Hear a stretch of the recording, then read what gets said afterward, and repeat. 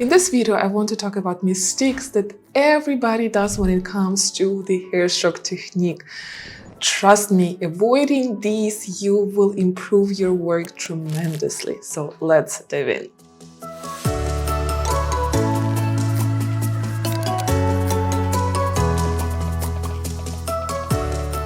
Now, before we will jump into the latex, the very big mistakes that everybody does is picking a wrong pigment undertone.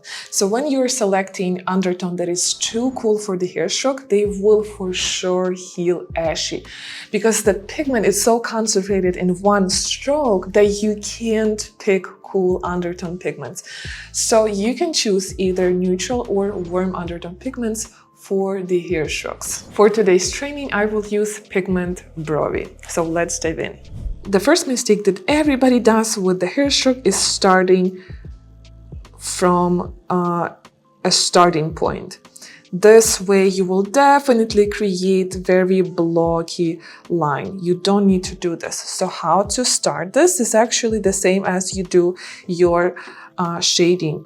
Lifting the tool, lifting and doing the dashes. I so strongly suggest to do the dashes rather than the line, because this way you will ensure you stay at the right depth with your hair stroke technique. If you're going to do this, you are overdoing with the hair stroke technique and you're going too deep.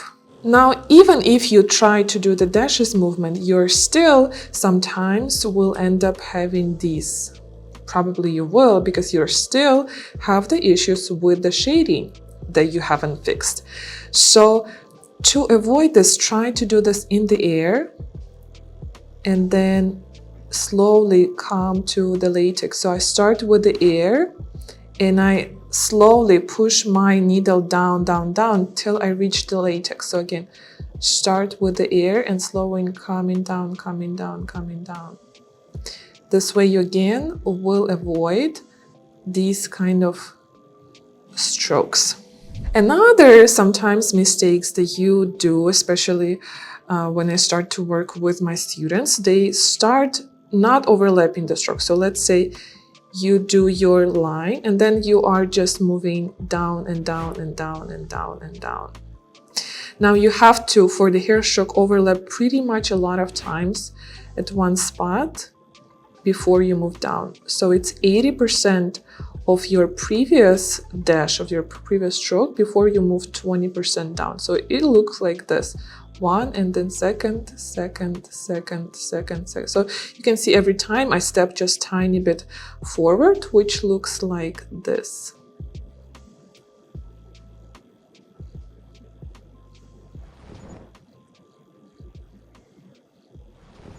So pretty much a lot of times filling in what I have previously. Now, because you're working with the skin, so I know you will ask me, what about the curvy strokes? Now, the curvy strokes are more difficult. Sometimes I even place my finger under my palm so that I have more stability like this.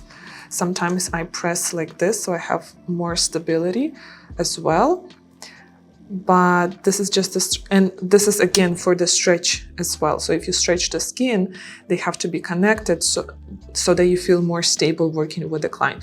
But if you feel not yet stable, that means you haven't practiced enough on latex, and you definitely should do this so that at the end you should not use any stability tricks. But I still can show you another stability trick is when you hold your finger on this one and you try to do your hair stroke. This will also feel very, very stable because you're pressing hard enough against each other, creating a huge stability. Another mistake in the hair stroke is not only how you enter the skin, but how you exit. So sometimes even if you enter the skin nicely and you finish your hair stroke having it too dark. So the way how you should enter and leave the skin should be the same light. Now this is light, and this is inside only the dark. So only inside of the stroke should you keep the darkest part. So let's say if this is your curvy line,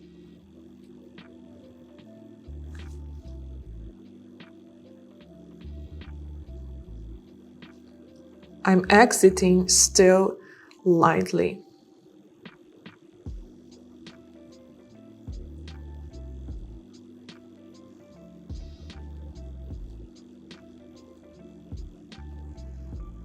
Now, which brings us to another mistake, how you should do your strokes connections. So I've seen a lot of times, again, the students who hasn't been working with me, they start to do a hair stroke connection as this. So this is, it's a leaf.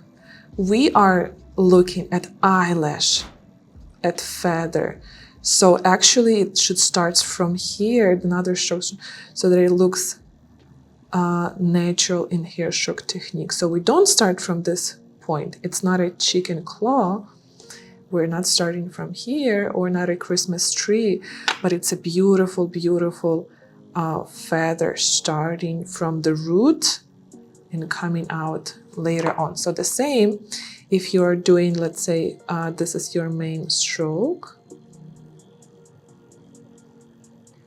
your second one should absolutely end at the root as well. So you are sliding through, still sliding through, and end up only at the root, not here. So I hope it makes sense. Now also another thing that I want to point out for the curvy strokes, just give you a little tip. For the curvy strokes, I suggest to, let's say, let me pre-draw. The pre-draw is always the best. So let's say you start this position, 1, 2, and then switch. So don't do a curvy stroke in one sitting. So switch again. 1, 2, 3, 4, switch, continue, 1, 2, 3, 4, switch, 1, 2, 3, 4, switch, 1, 2, 3, 4. So you should always switch your pinky, move 1, 2, 1, 2, or 1, 2, 3, 4, and always turn this around, so you will be able to create this curvy. So essentially it still consists of the straight, tiny lines.